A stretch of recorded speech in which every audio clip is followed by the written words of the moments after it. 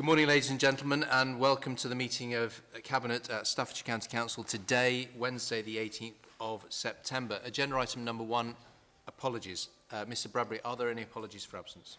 Good morning, Leader. No, there's no apologies for this morning's meeting. Agenda item number 2 is declarations of interest. In accordance with Standing Order 16, are there any declarations of interest?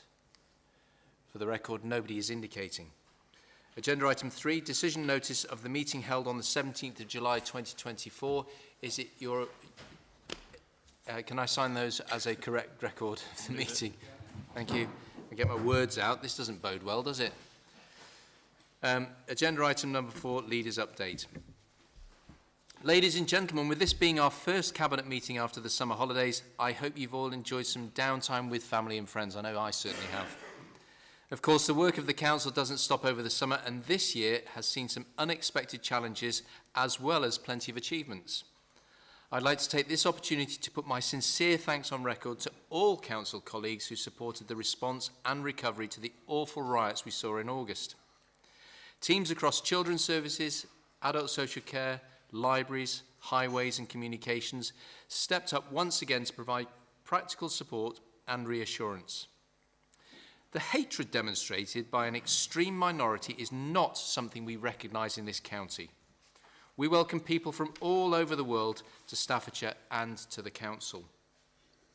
I was particularly pleased to hear about Hannah, who, having fled from the war in Ukraine to live with a host family in Stafford, has been supported through our Open Door scheme and Staffordshire Jobs and Careers Service to secure a full-time role in our school transport team.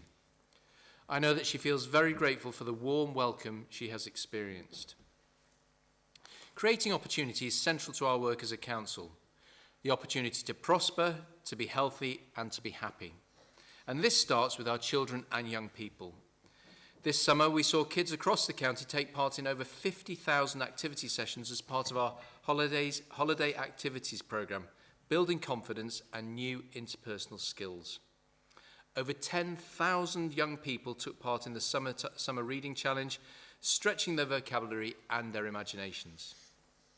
And following a push over the summer, far more parents who applied for funded childcare places have gone on to secure them in Staffordshire than compared to the West Midlands and national averages, which is excellent.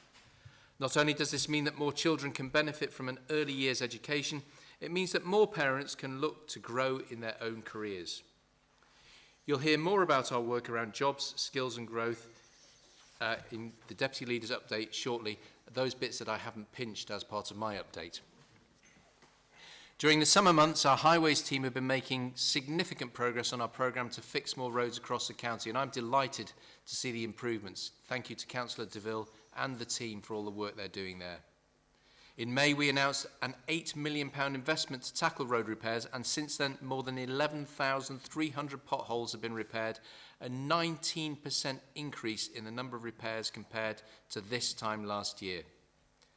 Added to this, we've seen progress on major road repair schemes in Stafford, in Codsall, in Norton Keynes, and in Burton, which will see these roads in good condition for the next 20 to 30 years. Good roads are vital for our local economy and for our people.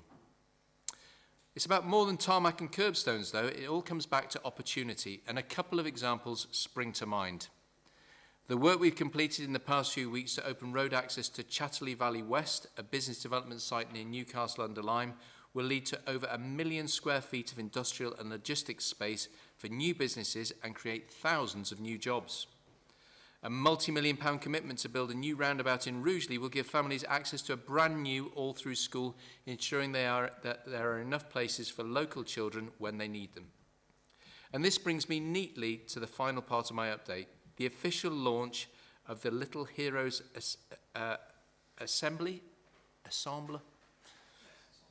a scheme to support our primary school children with school attendance. Councillor Price, if you'd like to just say a few words about the Little Heroes campaign that you've been running with. Thank you very much. So our Little Heroes campaign is all about encouraging and supporting children to attend school every day. We want them to be in school here every day, ready and on time. We know that children who attend school regularly are happier and have better life opportunities. Our Little Heroes campaign is fun, is an engaging way of getting children involved in rewarding their attendance. We want to inspire regular school attendance for those who are emotionally struggling to attend school due to anxiety. And we have created workbooks to help children work through their feelings and learn how to cope with anxiety in different scenarios to help them in real life situations. And we encourage parents as well and teachers to go through the workbooks with children who may be struggling to enable them to also understand the challenges that children face and what helps them feel calm when they become anxious. I'm really pleased that as the leader of Staffordshire County Council, you're also championing all of our little heroes across the county and encouraging them to attend school. Thank you very much. Thank you, Councillor Price. And it's hard not to see you as our own little hero here in the Cabinet.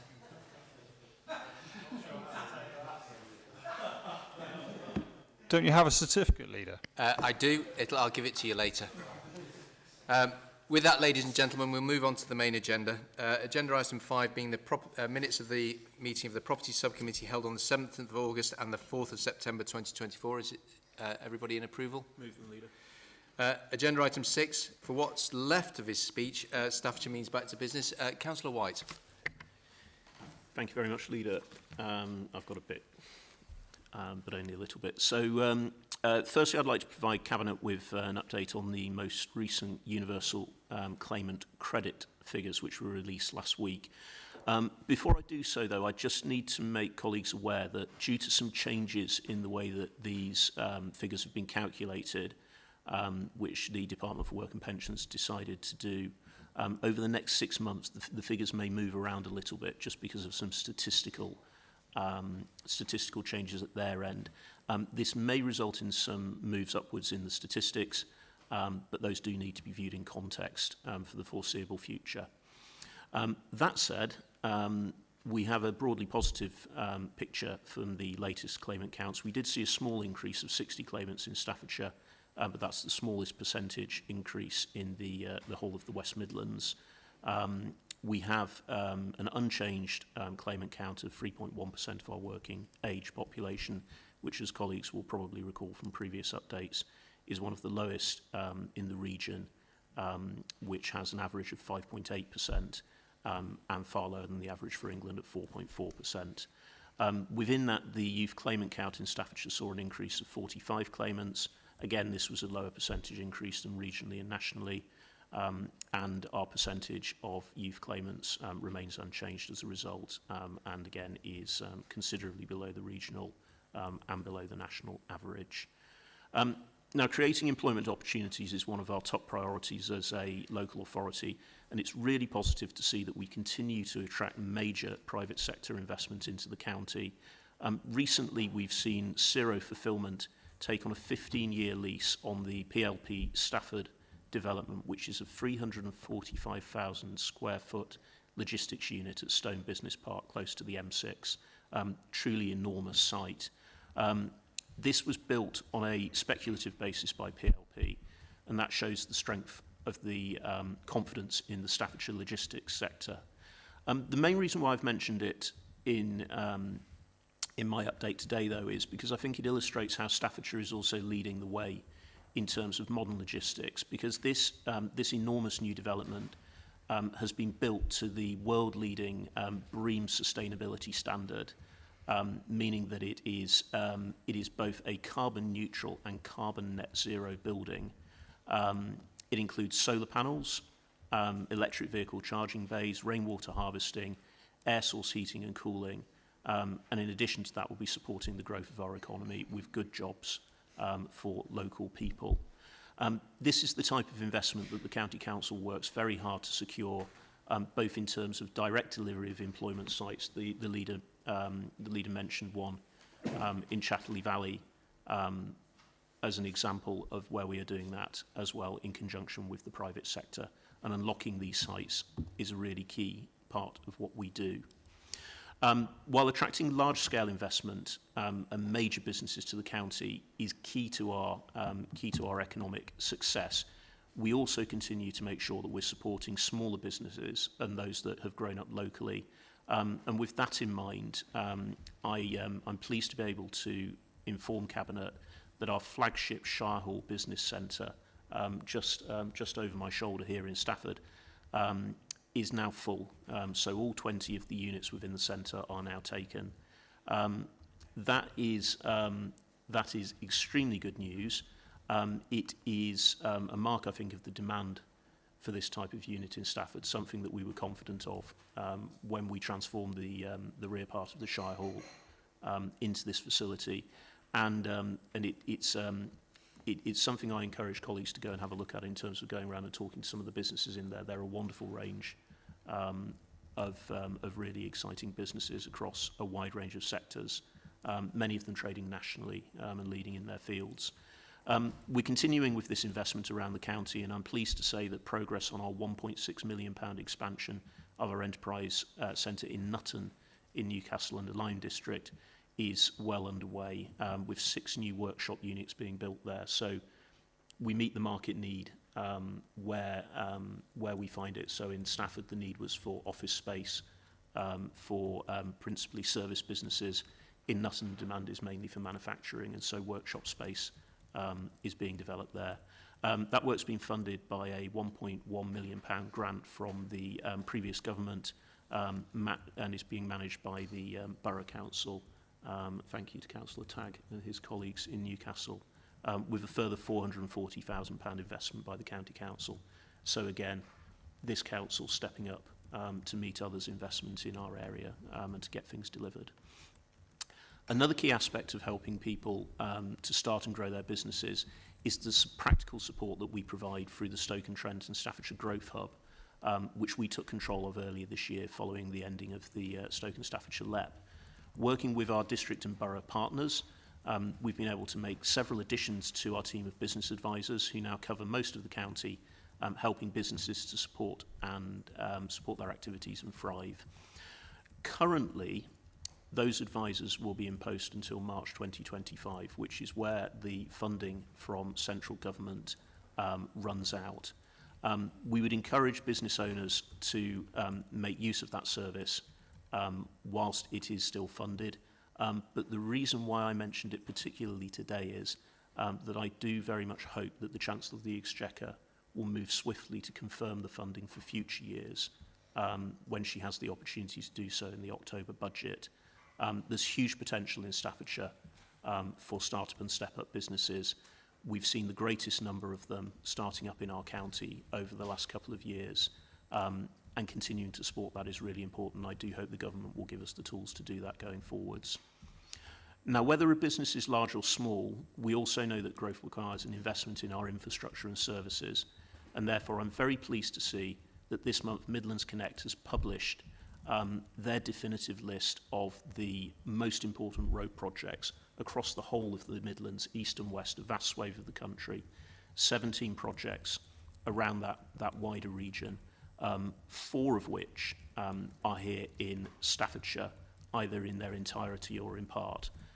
So the improvements to the central section of the A50, which we've spoken about a lot here within our 5500 project, the M54 to M6 link road, another long-awaited project, junction 15 of the M6, and improvements to the A5 between Tamworth and Hinckley. These are all vital to the connectivity of the wider region. And we also need to bear in mind that when we are looking at investing in Staffordshire's roads, we are investing in the absolute linchpin of the national road network, which runs through Staffordshire to a massive extent. So in closing, I would also like to urge the Chancellor to recognise this by approving the funding for these essential projects, and also to provide us with the increased and consistent road maintenance funding that we need to support our local road network and to help keep the national and the local economy moving. Thank you very much, Leader. Thank you. Well said. Moving on then to agenda item number 7, community strategy. Councillor Wilson. Thank you and good morning to everybody. What makes Staffordshire great is its people and its communities. We want to create conditions for all of our communities to thrive and be places where people can contribute, help themselves and each other. Last year, Cabinet committed to developing a long-term and aspirational community strategy for Staffordshire, informed by a county-wide engagement with residents and partners. Over the last 12 months, we've done a really huge amount of work to engage with our communities, and we've heard from over 2,100 residents about what matters most to them, how they get involved, and how they think we can work differently together. This has included working with Support Staffordshire and skivvies to have conversations with people whose voices we think are seldom heard, making sure that we're not just listening to the same views from the same people. As a direct result of this engagement work, we've developed this wonderful new community strategy that's being shared today. And the strategy aims to put communities at the heart of everything that we do, working better with residents and partners to help people get more involved and to make a local difference. The strategy has 3 pillars and 11 objectives to take our work with communities forward, to focus on the great places that we have here in Staffordshire where we live, our fantastic connected communities, and the way that the council talks and acts and listens to those communities. So we strengthen our work with partners and residents to help people feel safer and more included within their communities. We help residents to get more involved in tackling climate change, to take care of our environment and make Staffordshire more sustainable. We help people to have better access to thriving local areas by improving our roads and developing a local transport plan. And we engage with our borough, district, town and parish councils, community groups and other external partners so that we understand better and work with our communities that much better too. We continue to work with and support our thriving voluntary community and social enterprise centre. We make it easier for residents to find information, opportunities and connections that help them do their bit and be independent. We connect people of all ages to the right help at the right time and in the right place. And we support people to become digitally included, informed and connected across the county. We want to try our best to engage with our residents that much earlier, more accessibly, more creatively, more consistently and more locally. We want to change our approach to help residents get more involved and support officers to understand better how they can help, and to support all our councillors to access the local information that they need, that they can do their jobs and speak to their communities with. So this is a really exciting opportunity for our residents and for this county council. And I really look forward to developing the strategy over the coming months and sharing the results with this cabinet. Thank you. Thank you. Does anybody have any questions for Councillor Wilson? Councillor Parry. This is a great report and strategy that sits behind it, and I think it's timely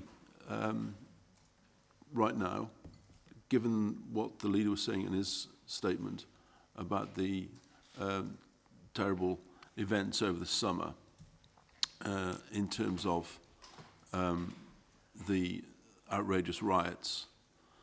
And I think this strategy will help to reach out to the diverse communities of Staffordshire as well, to be part of Staffordshire culture, to be part of this community, this society in Staffordshire, and to encourage those communities and those community groups who perhaps celebrate in smaller groups to perhaps come forward and celebrate outside of their own community and integrate more effectively. And I think this gives opportunities to do that. I was spent a bit of time in another small town over the last couple of years, and I noticed there every weekend in the park there was some event going on, and often by the Polish community or the Bulgarian community or whatever, and it was very much high profile, high visibility, so that everybody could join in. That's not to say that people shouldn't have their own space, of course, but it is an opportunity, I think, to say that in Staffordshire what we want and encourage is for people to feel part of the place, part of Staffordshire, and welcome diversity and welcome inclusion, and welcome everybody joining in and making everyone therefore feel safe. Councillor Tagg. Thank you, Leader. Yes, welcome this, and thank Victoria for the work she's done on this. I think as she pointed out in her introductory remarks, the links into our sustainability and climate change and environment agenda is really clear throughout this strategy. And I think we are really going out to people and asking what they think about their local local environment, how they want to bring back nature, how they can be involved, as we see later on the agenda, our circular economy, Zero Waste Staffordshire initiative. So I think it all hangs together really well within this strategy. And I think Mr. Parry is quite right. Bringing everybody along with us on the varied amount of issues in Staffordshire is really key. And I think this gives us the mechanism to do that.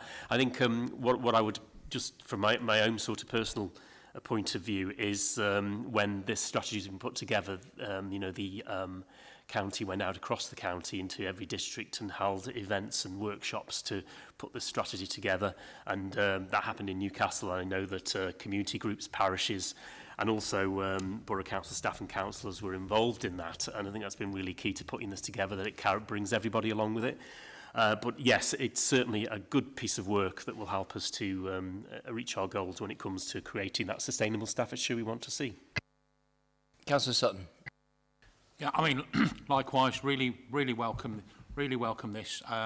It's cross-cutting, isn't it, across everything that that this council does across all our portfolios. But in doing that, puts the communities and people at the very heart of what we do. Thank you. Councillor Wilson, what a lot of plaudits. Well done for everything you're doing on that agenda. Would you like to sum up and give us the recommendations, please?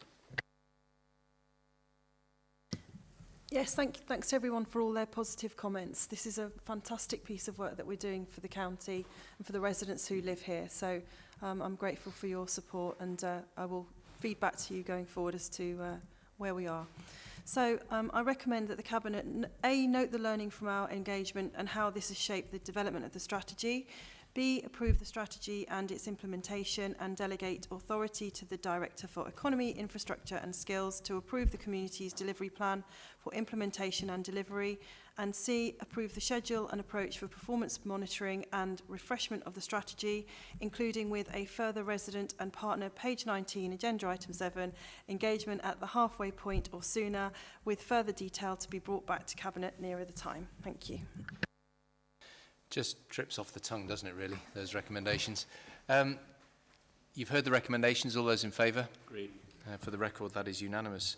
I'm now delighted to move on to agenda item number 8, which is Zero Waste Staffordshire County Council's journey to a circular economy.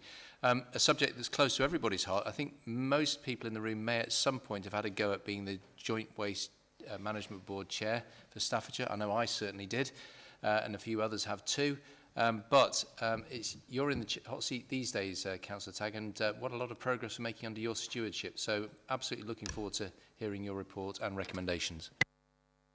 Thank you, Leader. As it is now called the Staffordshire Sustainability Board, which is what I chair, which has brought together not only the waste strategy but our whole climate change agenda under one banner. So really pleased to bring this report today, which is a continuation of our journey towards what we want to do, create that sustainable Staffordshire we talked about a little earlier.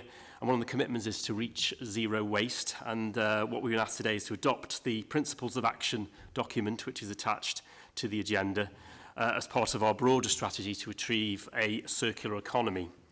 Now, the document outlines our commitment to reducing waste, maximising resource recovery, and emphasises the importance of collaboration with our residents, local businesses, fellow councils and parishes, and across our communities, which we talked about earlier. Now, the focus of promoting zero waste is through 7 R's. Reduce waste, reuse products and materials, recycle materials, redesign products for longevity, repair to extend the product's life, and renew through sustainable practices, and then finally recover the valuable resources, often in things that we can no longer use. Now, the goal is to ensure that products and materials maintain their highest level of value for as long as possible, minimising the waste, and then supporting local economic growth and hopefully jobs and skills in Staffordshire. Through the initiatives that are highlighted in the document, we're going to use community-driven reuse projects, technology recovery from waste, and also food waste reduction. And we aim not only to reduce our carbon footprint, but also stimulate those new business opportunities and, of course, those jobs for our residents. And this is about transforming how we work, how we consume, and how we ensure all the products and materials we use remain valuable for as long as possible in the system. And by reducing waste and keeping resources in circulation, we are laying the foundations for that sustainable economy we want to create and those jobs we want to see. And we guide you through this every step on our way to our zero waste, with one thing in mind, that we need to bring people along with us. That's local businesses. As I said earlier, that's the schools, that's community groups, that's residents, that we need to embed this in everyday lives and everyday practices. There's already a lot going on that's underway, and I'll highlight some of those. We're already launching recover, repair and reuse material schemes, such as for bicycles, for electrical goods, and even musical instruments as well. A scheme has just been up and running about that, ensuring we give things new lease of life in our community, and also that we focus some of that, particularly with the recycling of bikes, which is a partnership with the NHS, that they go to disadvantaged families and for use for those that can't afford some of the more expensive bikes, particularly for the younger generation, to use bikes to get to school and to eventually to work. And we're partnering with local charities to collect unused food and distribute that, that's tackling obviously that food waste problem, which we see that so much ourselves, I think, when we in our own lives, and there are opportunities now to make sure that food does go to the right place, then to be distributed to those people that would probably make better use of it rather than it going into the waste. And then in the realms of technology, we are recovering and refurnishing thousands of devices, ensuring they're used to bridge the digital divide. And of course, we have had the campaign recently based in our household waste recycling sites, where bringing laptops and other electrical equipment for recycling. And we're using those 14 household waste recycling facilities throughout our county to play a crucial role in these recycling initiatives. And of course, they are now managed by the County Council, and those sites collect over 47,000 tonnes of recyclable and reusable material every year. We want to make the maximum benefit out of those as part of this strategy. So these are the first steps, and over the next couple of years and into the future, as outlined in the report, we'll bring forward projects and also work closely with our colleagues in other districts, as well as businesses, to create that circular economy we want to see, and to get us on the road to being a net zero county for waste, as part of our reaching our net zero commitment by 2050. So the journey is not just about the environment, it's all about bringing people along with us, as I said, and I think it's really key that people, and we will try and through the comms around this, to get people to be involved in this through whether it's their local communities or whether it's through businesses. And also the key, which I said earlier, about creating those sustainable jobs that will come out of this for our for people in Staffordshire as well. So I think we can start something really extraordinary here with this project. I think I'm really keen to push this forward and to celebrate what we are already doing in the short term, but in the long term, creating that zero waste county is really crucial to us and will help us to achieve what we want to achieve as a sustainable county. We'll need to take questions on this or comments, and we'll read the recommendations at the end. Thank you. Councillor White. Thank you, Leader, and thank you, Councillor Tagg, for taking us through that report. Circular economy is one of these terms that's started to be heard a little bit in the last few years, and I have to confess that it was a term that I didn't really understand very well until a couple of years ago, and you've explained it really well there in terms of what it includes within it. And the reason why I indicated to speak is on the economic opportunities that come with this. It's a really firm principle of this cabinet that as we help Staffordshire along that journey towards net zero. And to sustainability in broader terms, that we don't want to ask people to wear a hair shirt in order to do it. And the circular economy model is a wonderful opportunity to deliver those goals, but in a way that actually adds value to people's lives. So particularly as we move towards circular economy by design, so we work these things into the way that products are made, and the way that our infrastructure works. People will have products that that can be repaired more easily and reused, so they don't have to pay for a new replacement for something. They'll have items that have got some economic value when they're done with them as well, that they can sell them on to somebody else who can reuse them. Also, we're reducing our reliance on shipping lots of goods from a very long way away when we can repair them and reuse them here instead. And the job opportunities here in Staffordshire are huge for this. I think when you're able to sell people something that they want and repair and reuse are things that people increasingly want, if we can establish some expertise in this area, we can build the skills base in terms of a workforce who really know what they're doing with this in businesses that have a reputation for this. There are great opportunities for our economy. So it's really good that we're getting out in front with this, really strongly support this. But it's an opportunity, I think, not just in terms of net zero, but a real economic opportunity, furthest thing from a hair shirt, and therefore a big thumbs up, I think, for us. Councillor Sutton, then Councillor Parry. I think simply, really welcome this. What is there not to like about this really?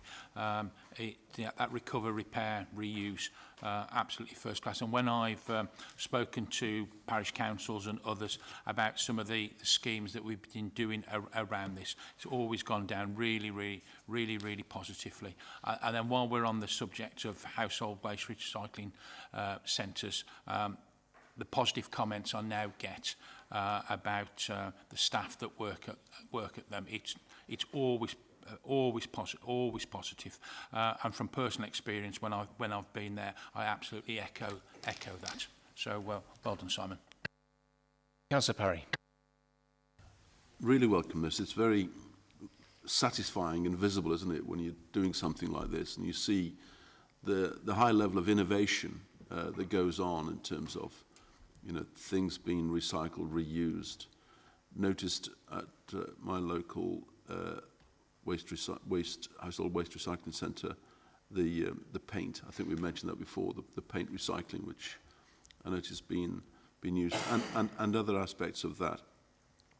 Personally, I noticed in my own waste stream at home that the big bins have been taken over by the bag that you put the cardboard in.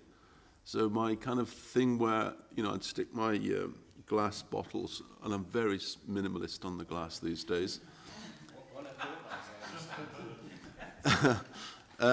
is after a fortnight is hardly, covering the bottom. Whereas the blue cardboard, I'm just illustrating the fact that, in fact, our waste streams domestically are very packaging biased these days, aren't they? Things we buy, things we have delivered. There's mountains of cardboard and plastic and polystyrene and things like that. And part of this, we need to push back on those kind of inputs to this. It's not about, it's pretty difficult to recycle polystyrene, etc. I know where your head's going. But this is remarkable in terms of the level of innovation. Important to note that one of the biggest players in this recycling reuse is the charity retail sector that have been at this a long time, and they know how to segregate, how to ensure that they get value but also reuse and minimise waste as much as possible. I also reliably informed that hair shirts are highly recyclable.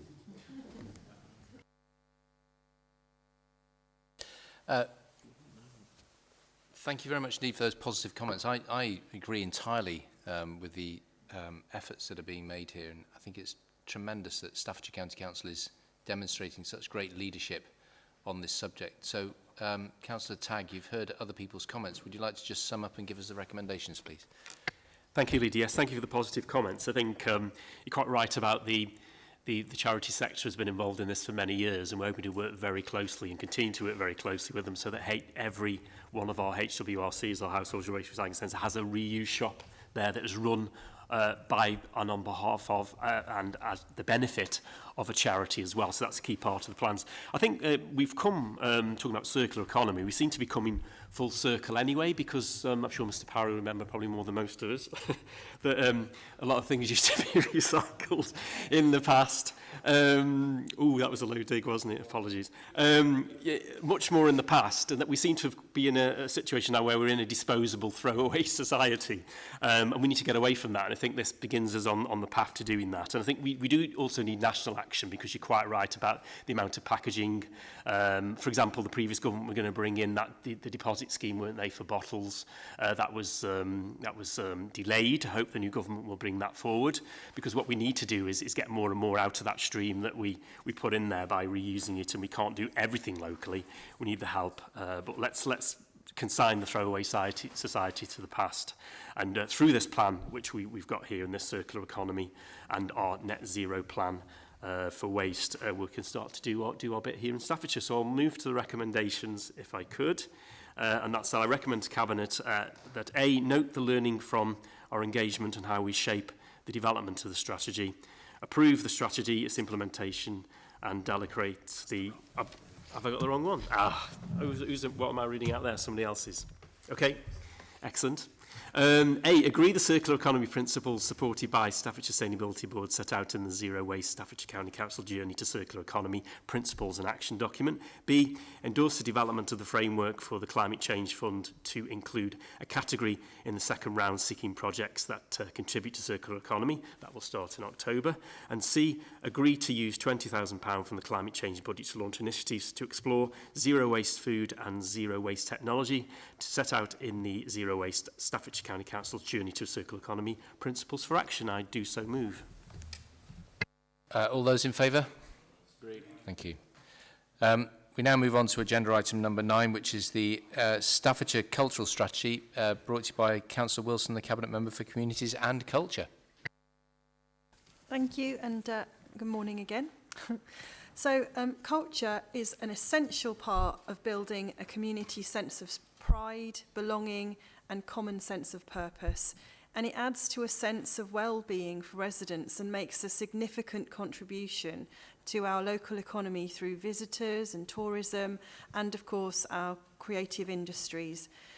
It also helps to encourage graduates to stay here after their studies have been completed and for businesses to relocate to our county.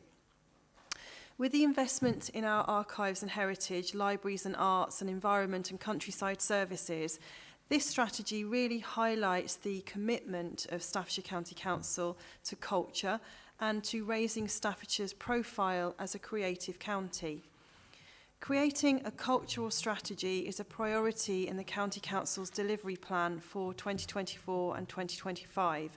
So we tasked a project board to support the project and commissioned an organisation called the Audience Agency.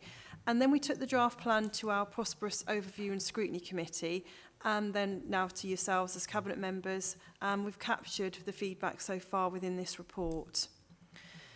The strategic pillars are community engagement, accessibility and inclusion, cultural advocacy, collaboration, archives, heritage, libraries and arts, and the final pillar is investment and funding. All the details of that are in the report, but what does it mean for us? Well, what it means is that we will have the Cultural Forum here in Staffordshire, ensuring good representation from districts, boroughs, businesses and individuals across Staffordshire. And it gives us the opportunity to engage with residents in developing culture and support both the visitor economy and the creative industries. Subject to approval of the cultural strategy at Cabinet today, our next steps will be to set up a cultural forum of representatives from culture across the county and including the districts and boroughs and those businesses and individuals I mentioned earlier and those organisations to start to really shape this action plan that will support delivery of these pillars.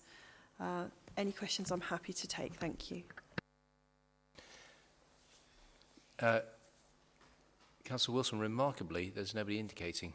When somebody is as cultured as you, it's difficult to ask sensible questions, isn't it? So it's back to you with the recommendations, really.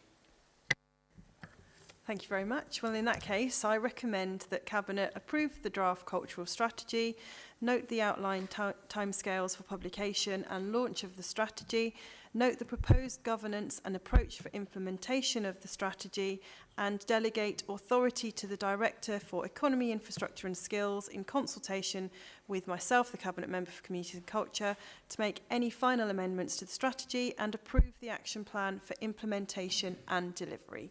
Thank you. All those in favour? Agreed. That is unanimous.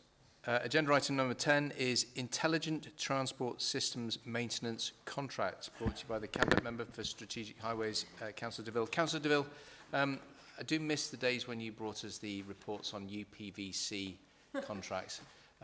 This is much more exciting, but let's just pause for a moment and reflect on those exciting agenda items you used to bring us in your previous portfolio. An exciting agenda item, Chairman, you're right. And there's a common denominator today, isn't there? Common denominator is working with communities, making Staffordshire a better place to live. And it's a really important report, Leader. Two of my personal priorities within my work is to enhance the safety of Staffordshire roads, whilst at the same time, you won't be at all surprised to hear me say, at the same time, achieving very best value for money for our taxpayers.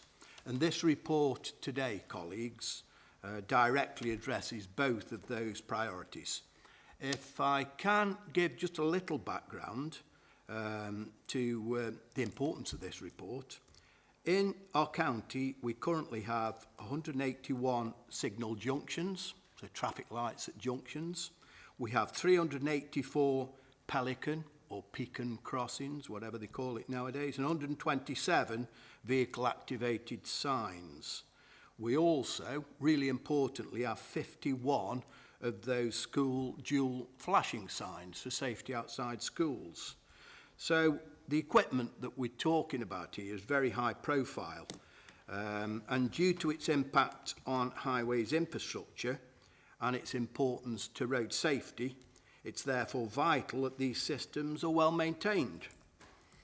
They ensure that these pieces of equipment are always in the best working order and best condition.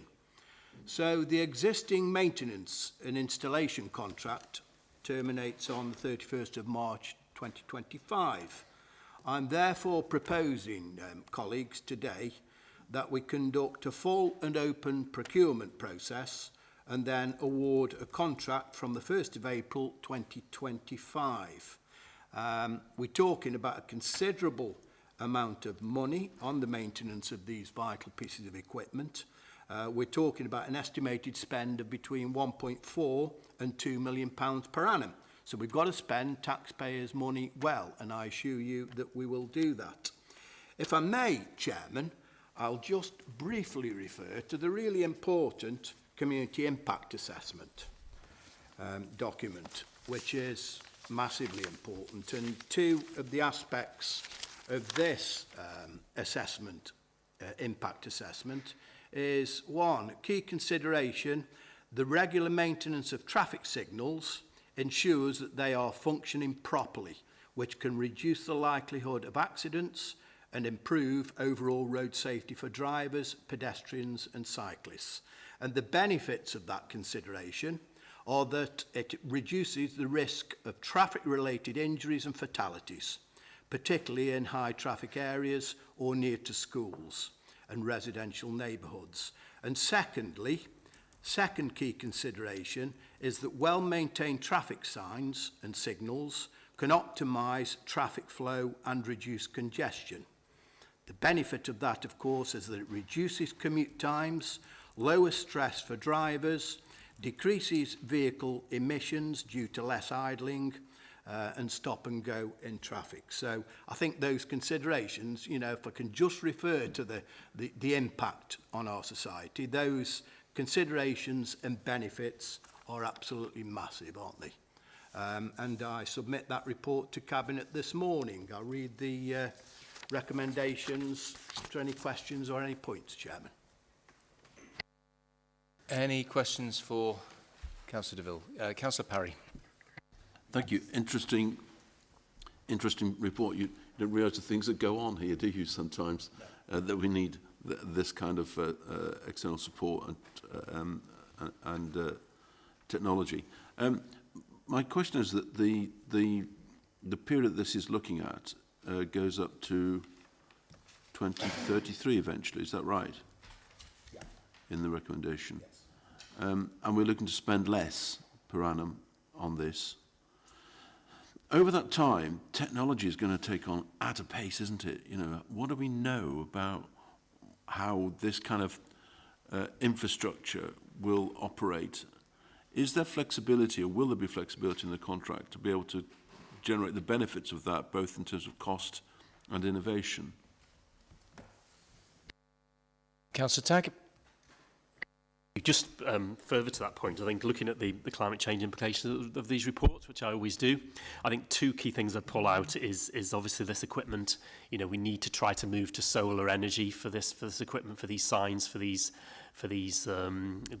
lights, etc. I think it's something which it says in the report we look to move down the route. I think there's also then using the equipment when it's in place to reduce emissions from cars and pollution around. As you can see under B of where that's been used in Newcastle under Lyme, and I think it's really important to note also on the point that Mr. Parry said about the use of artificial intelligence is going to increase, and it's going to be built into all of these devices to help us to enable traffic to move more quickly, so people to get to where they want to go more quickly, but also to do it in a sustainable way. So I think there's two key things. We need to cut down on the energy use of this equipment. Solar is an ideal. We've seen some of those on the speed indicator signs, haven't we? And then also using it to its maximum in the future to get that artificial intelligence included in this, so we can get people on smarter routes, going to where they want to go, not stopping them from travelling, in my view, but actually travelling smarter and actually travelling more efficiently and more sustainable. If I could just be slightly more explicit about the efficiently and sustainable thing.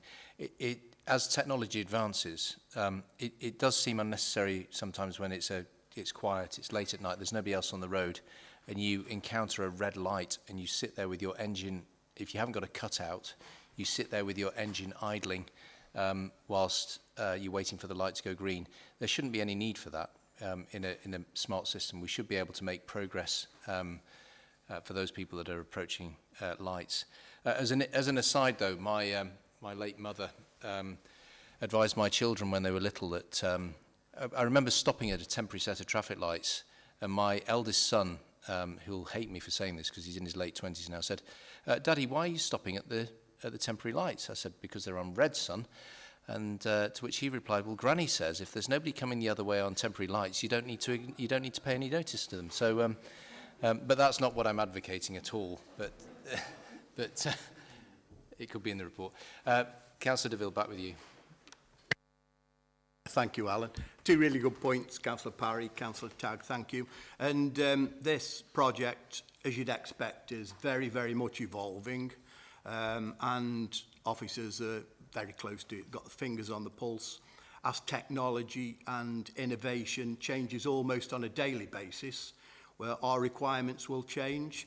I think you're absolutely right, Councillor Tagg. We've got to look at being more energy efficient with our signalling across the county, and we will, and we'll keep close to this, and we will ensure that we get very best service from the signals right across the county, giving very best road safety, and at the same time looking to the future and looking at all times to offer very best value for the Staffordshire taxpayer.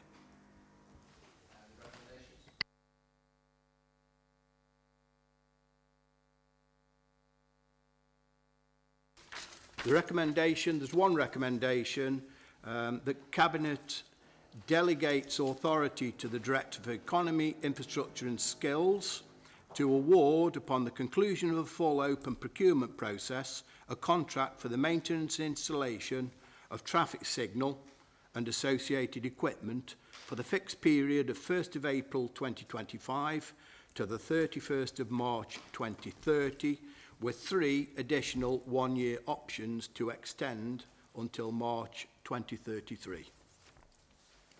All those in favour? Thank you. Agenda item number 11. Ladies and gentlemen, since the publication of our Cabinet agenda, which includes our future commissioning of alternative provision AP for Children and Young People report, the Government has announced a 6-month delay to the implementation of the Procurement Act. Therefore, we will need to amend the report to reflect this delay and will bring this item forward at the next Cabinet meeting. Therefore, I move that this agenda item is withdrawn from Cabinet. All those in favour? Agreed. Agenda item number 12 is delivery plan and updates for the Housing with Care strategy and daycare services, brought to you by Councillor Pert. Delivery plan and updates updates for the Housing with Care strategy and daycare services Cabinet report. I wanted to first of all start off by saying, as the new Cabinet Member for Health and Care, that this is very much a maintenance of the current approach of working with providers and individuals and their families to achieve the best outcomes possible. Often when people come to need our care, they are at their most vulnerable, and so we need to make sure that there is sufficient provision and sufficient quality of provision to meet their varying needs. This needs to be planned for and cannot just be left until the point that people need that support. Hence, there is a need to be involved in market shaping and making sure that future need meets future provision as best we can, and to access both, and that this remains affordable. As such, we want to make sure everyone in Staffordshire is given the opportunity to lead as independent and fulfilling lives as possible. We recognise that some people need that extra support to live and be part of their community.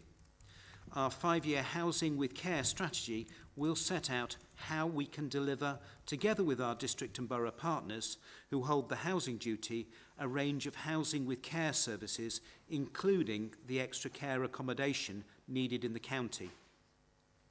As we enter our latter years, people want to remain as independent as possible and to remain in their own homes and communities for as long as possible, and we need to facilitate that as much as we can, as people will have built up support networks and friendship bases, as well as potentially their own family support networks. However, there sometimes becomes a point where additional support is required, so having quality, affordable solutions, including extra care housing, but this needs to be affordable where the care is needed. There is a slightly different dimension for those people with learning disabilities, as their care is more likely to take on a more longer-term time horizon, so having good quality, long-term providers in the delivery of this support is critical. We all know, and it was discussed at the Health and Wellbeing Board last Wednesday, that Staffordshire is no different to many of the other Shire counties in that we have an ageing population, often with more complex health issues. And in passing, I would recommend anyone to read this year's report from the Director of Health and Care into the challenges that face us as a health and care system over the next 20 years. So without having a strategy, a robust plan in place to balance some of these factors, then we'll be leaving things to market forces with the County Council as the point of last resort. The aim is to take final stakeholder engagement until the end of the month and then collect the feedback during October of this year. As part of the strategy, we will provide an update on the current supply and likely future demand of extra care provision, as there are a number of new schemes being delivered across Staffordshire, as well as a range of providers who the County Council is contracting with, including holding and increasingly using some of those nomination rights as a way of keeping the costs affordable for the public purse. Finally, our day opportunities for older people and people with physical disabilities is commissioned until the end of March 2025. But there is no provision to extend this contract, so the Council has been working with providers, those in receipt of care and their families, and staff and partners as part of the recommissioning of services. We have taken extensive feedback contained in paragraphs 16 and 17 of this Cabinet report from these groups, and the plan, following all of this input, is to create, firstly, a contract and service specification, secondly, a flexible framework to procure services, thirdly, a new pricing structure, and finally, whilst maintaining quality assurance and contract management. Requirements for new service providers will include that providers must, first of all, meet the People's Care Act 2024 eligible assess needs and outcomes as set out in their care plan. Secondly, ensure a safe, well-led service. Thirdly, support a strengths-based approach. Fourthly, offer a range of activities that offer choice and control and allow people to maintain their quality of life and develop life skills. Penultimately, to focus on enablement and work towards specific person-centred goals for each individual. And finally, to support carers' well-being. It is anticipated that the flexible framework will not be open to new applicants at this time. However, it can be reopened to new applicants if the need arises. Although the framework will not offer a guarantee of work for providers, the advantages of a flexible framework would be greater choice of day opportunities available. The Council would be assured of the quality and sustainability of the framework providers. All framework providers would work in a clear service specification and subject to performance management and quality assurances. People using day opportunities would be able to make an informed choice about the services they wanted. And finally, there would be transparent pricing structure which would ensure quality and offer value for money. As part of the new contract, providers would be required to accept quality standards as well as new quality assurance and contract management arrangements so that we can fulfil our Care Act responsibilities. Therefore, the recommendation is to delegate authority to the Director of Health and Care to appoint successful care providers to a flexible framework for day opportunities for older people and people with physical disabilities, and an award call-off contracts under a flexible framework. Thank you, Leader. The report is to note progress. Secondly, to note the update on extra care. And thirdly, to delegate authority. Thank you, Councillor Pert. For members in this room, you can hear drilling, but on the webcast people can't. So can we just progress as normal, please? Councillor Parry. Thank you, Leader. We know from the report that the framework contract value is about 13 million over its duration. But obviously this is driven by usage and demand. So I'm just wondering what the Cabinet member was anticipating in terms of the level of spend we're talking about over that period. Through you, Leader, the level of spend is approximately £2.6 million a year anticipated, with which excludes any further uplifts based on an annual review. And the contract start date is anticipated to be the 1st of April 2025. Thank you. There are no other questions. Councillor Pert, you've given us the recommendations as part of your presentation of the report. All those in favour? Agreed. Thank you. Agenda item 13. We're back with Councillor Wilson, and I don't know about anybody else, but I'm absolutely delighted. 3 agenda items in the same Cabinet meeting from Councillor Wilson. What more can anybody ask for? Councillor Wilson. Thank you. We're all too keenly aware, aren't we, that many refugees who are fleeing war in Ukraine or being evacuated from Afghanistan or escaping other events have been through real trauma in their lives. And that's really easy for me to say, but to understand even a tiny inkling of what they may have been through is probably not possible. Therefore, I reiterate the point that it's absolutely vitally important that we give them a warm welcome to Staffordshire, as well as the right practical support. This report sets out what we've been doing and how we want to continue this great work going forward. So I'm going to pull out some of the points in the report. Under Homes for Ukraine, we welcome more or less 40 new arrivals every quarter. And guests are gradually moving out of their host accommodation and into independent accommodation, despite the challenges of accessing affordable housing. As of June this year, 513 guests accessed their budget with a total spend of £303,000. The majority of the personalised budget spend is for independent accommodation, also technology to assist with English and with jobs and education, and accessing courses and training. The small grant scheme has provided 16 VCSE projects to date, assisting guests to access ESOL training and employment opportunities and wellbeing services. With the Afghan schemes, there's the Afghan Citizen Resettlement Scheme, and we've got 6 families currently here settling into the county. All the family members are receiving intensive support, as you would expect.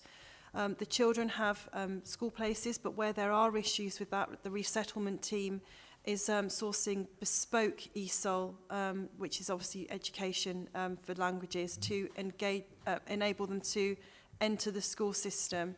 And all family members have access to regular English classes. And the Homes for Ukraine Small Grant Scheme has been widened out.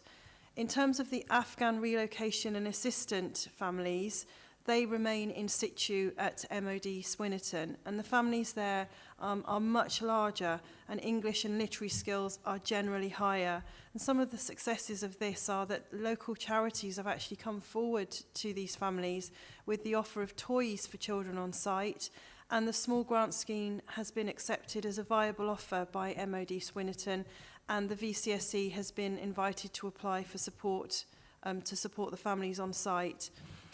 In terms of asylum seekers, we have been expecting to see increases over the number of arrivals into the UK over the summer months. And as you'll know, Staffordshire has one hotel in Tamworth, which was until recently accommodating people. There were approximately 240 bed spaces, but as we all know, it was the subject of some really terrible behaviour this summer with rioting, and so the people living there were removed to safety elsewhere in the country. The West Midlands Regional Bed Space Plan increased for Staffordshire from the number of 609 to over 2,000 spaces, which is obviously going to be a challenge for us. And there are lots of challenges, but there are also very good key successes as well, because Staffordshire Strategic Migration Partnership has requested a more improved oversight of the dispersed asylum seeker population, and that's been agreed by Serco. And the relationship is building between us all.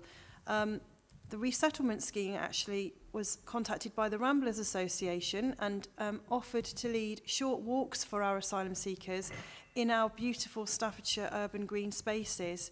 And the first walk has taken place this summer. So that's really a sort of a roundup of some of the great work that's been facilitated by our team here at Staffordshire County Council.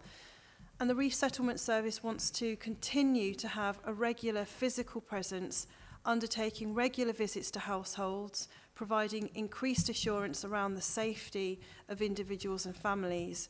So I'd like to ensure that the Council seeks to maintain the resettlement team, and this proposal will ensure that current and future refugees have access to seamless integrated support from the moment they arrive here in Staffordshire to the moment that they can feel that they can go off independently, and that empowers them through the development of skills and strengths and knowledge that they need to make sure that they are healthy and happy and safe, and also to be able to achieve their potential as they prepare to leave the schemes and become fully integrated into their local communities. And just as a final point, a really, really good news story this. We have a young member who has been living here in Staffordshire, and we've offered him support to go to the London College of Music to study. Now, that's a really, really fantastic way to be able to help somebody from a war-torn country. And just look how far we've come with him, and what an honour that is for us in Staffordshire, and what an opportunity that is for him as well.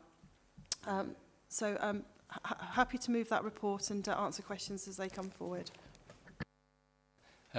Thank you, Councillor Wilson. I just want to refer back to my comments in the leader's statement earlier, where I said the hatred demonstrated by an extreme minority is not something we recognise in this county.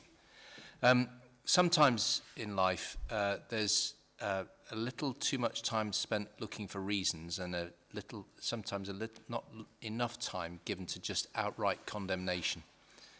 And the behaviour that was exhibited in parts of Staffordshire deserved outright condemnation, and I'm making that point here and now. I'm glad to see the courts have acted swiftly to deal with the consequences of that, and those people who've been arrested, charged, tried and sentenced deserve those sentences. This is not something we accept in Staffordshire at all, and my advice is to those people who are even contemplating it is don't do it again, ever. I'm delighted to see the work that we're doing with asylum seekers and refugees in this county. It's a tribute to our staff, and it's a tribute to the residents of the overwhelming majority of the residents of Staffordshire that we welcome refugees and asylum seekers into this county, and we should continue to do so. We do still wish to make sure that we get our fair share of asylum seekers and refugees, because some parts of the country perhaps don't take as many as others. And we will continue to push for that through the Leaders Board and other groups. But I welcome this report. I'm delighted to see the efforts to extend the work of the team. And with that, if there's anybody else got any questions or observations, I'll open it up. If not, Councillor Wilson, we are back with you for your recommendations. Yep. Okay. Thank you very much. So the recommendations are to acknowledge the progress to date in relation to the government schemes, to acknowledge the changing reactive nature of the work, which is really challenging to plan for the longer term, and to endorse the proposed approach for a resettlement scheme. Team, I move. You've heard the recommendations. All those in favour? That is unanimous. Moving on to agenda item number 14, commissioning of care home placements, brought to you by the Cabinet Member for Health and Care, Councillor Pert. Thank you, Leader. In introducing today's other report, this one on the future commissioning of care home placements, we have already today talked about the fact that we want to keep to help people live in their own homes and communities for as long as possible. However, it is important that good quality care homes are available when required for the people who really need them. We are seeking views about our new plans for commissioning care homes to make sure that good quality placements are available at the right time and at a price that taxpayers can afford for the long term. The Council is a large commissioner within care home placements in the county, commissioning nearly 3,000 beds out of the near 8,000 beds registered across some 250 care homes. Most of the beds commissioned are in the county, unless there is a reason for out-of-county commissioning, for example, for family reasons. The county's objectives in commissioning care home placements, in addition to meeting need, are firstly to improve the overall market quality, secondly to ensuring timely access to care home placements when required, which helps to make sure that the wider health system flows, and thirdly, to ensure that they are affordable while still being fair to providers through a formula for planned fee uplifts. The key challenges and issues include, first of all, quality. A slightly lower proportion of care homes in Staffordshire are rated outstanding or good by the CQC than the national average, and the Council continues to work with providers to improve quality.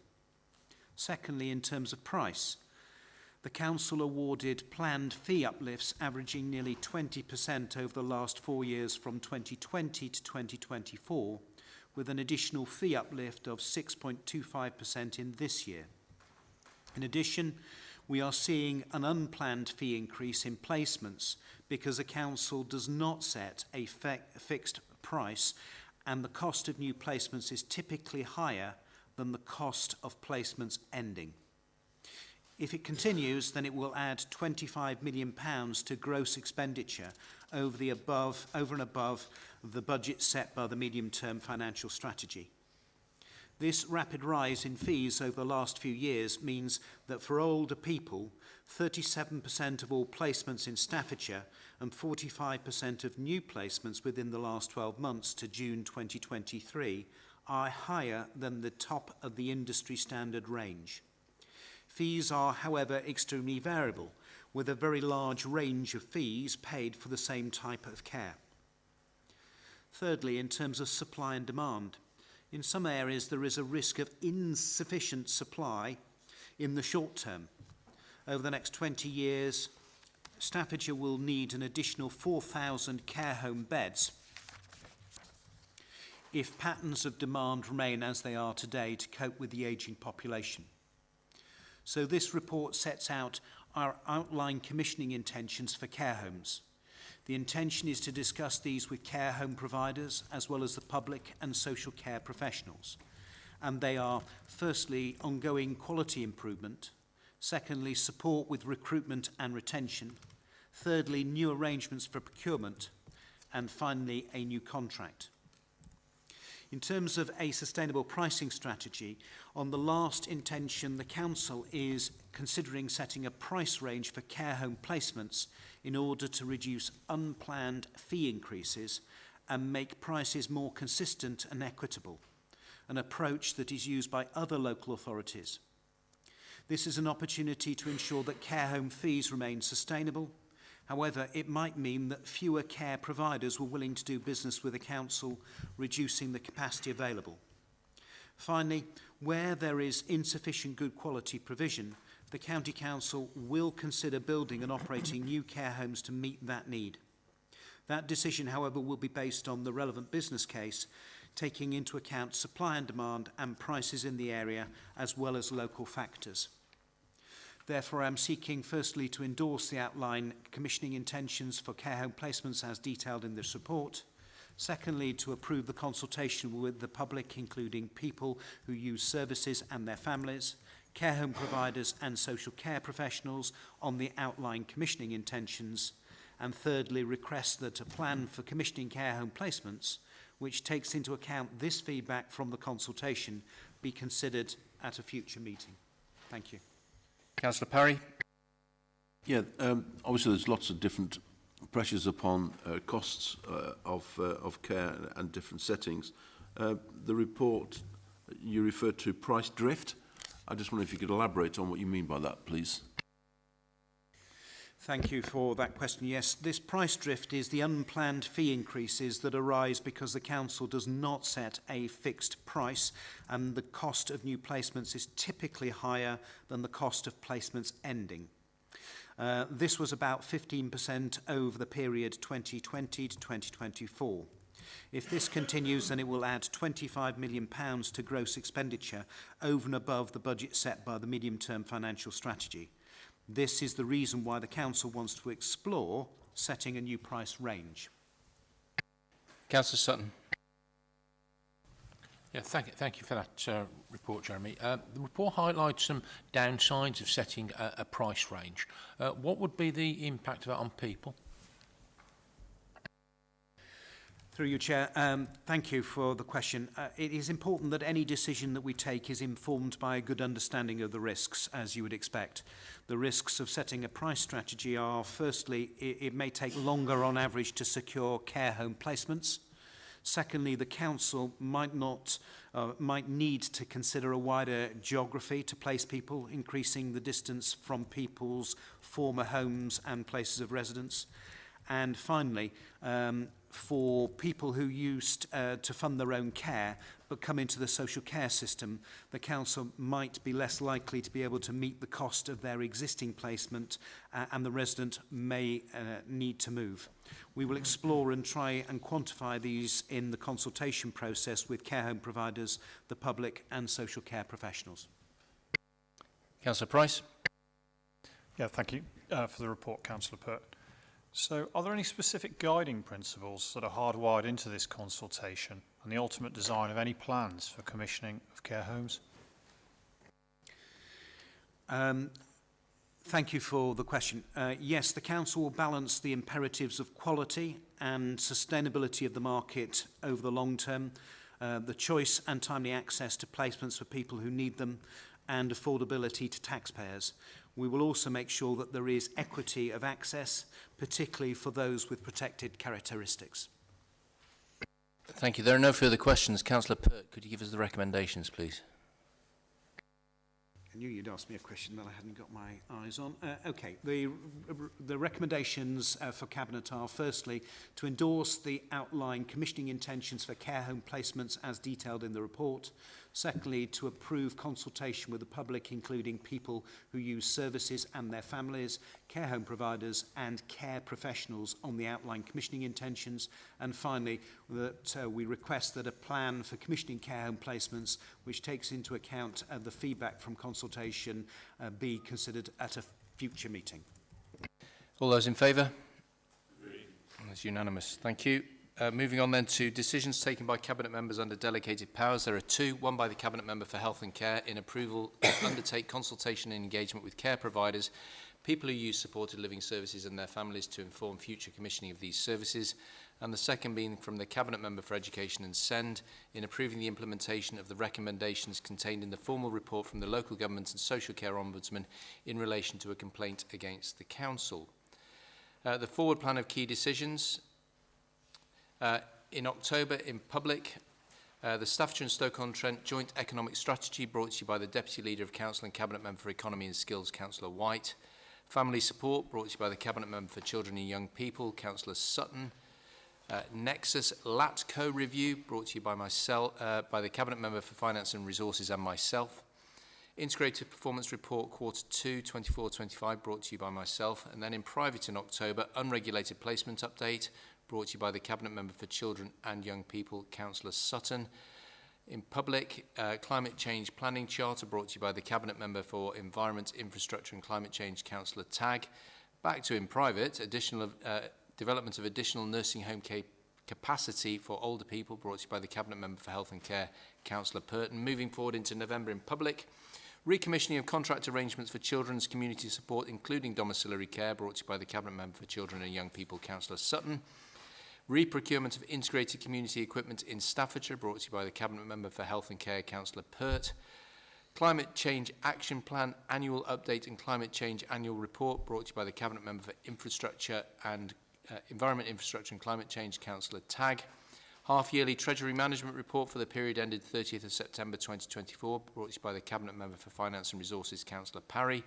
Moving forward into December in public, Supported Living Commissioning Update brought to you by the Cabinet Member for Health and Care, Councillor Pert. Medium-term Financial Strategy 25 to 30 brought to you by myself and Councillor Parry. Housing with Care Strategy 24 to 29 brought to you by the Cabinet Member for Health and Care, Councillor Pert. And in private in December, Supporting Families Post-March 2025 brought to you by the Cabinet Member for Children and Young People, Councillor Sutton. In January, in private, Unregulated Placement Update brought to you by the Cabinet Member for Children and Young People, Councillor Sutton. And then in February, in public, Integrated Performance Report Quarter 3 brought to you 24-25 brought to you by myself. Capital Programme for Schools brought to you by the Cabinet Member for Education and SEND, Councillor Price. In private, Contract Award of Local Authority Social Care Case Management System brought to you by the Cabinet Member for Children and Young People, Councillor Sutton, and the Cabinet Member for Health and Care, Councillor Pert. Councillor Pert, you've joined Cabinet, and my goodness, what a busy agenda you've got since you've joined us. Lots to do. Agenda item number 17 is the exclusion of the public. I move that the public be excluded from the meeting for the following items of business which involve the likely disclosure of exempt information as defined in the paragraphs of Part 1 of Schedule 12A as amended of the Local Government Act 1972 indicated below. Thank you, Kerry.